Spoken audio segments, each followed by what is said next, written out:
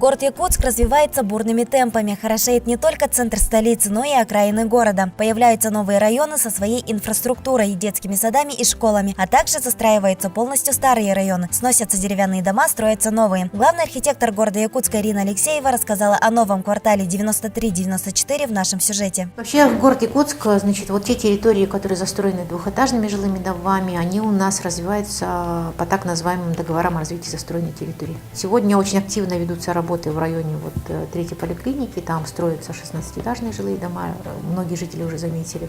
И отрадно, что именно застройщик принял для себя такую интересную стилистику в архитектурном облике зданий.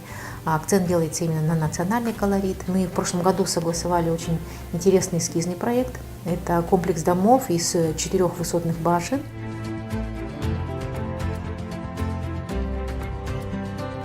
Новый квартал под названием 93-94 будет расположен в юго-западной части города Якутска. В данном районе размещены учреждения и предприятия обслуживания. Это 2 детских сада и школа. Также предусмотрено озеленение, площадки для отдыха взрослых и детей, цветники, общие автостоянки. Проектная численность населения на территории квартала составит около 7386 человек. Мы такие проекты приветствуем и застройщиков как раз призываем к тому, чтобы они, разрабатывая проекты просто многоэтажного жилищного строительства, учитывали прежде всего те показатели, так называемые местные нормативы градостроительного проектирования, которые обеспечивают комфорт.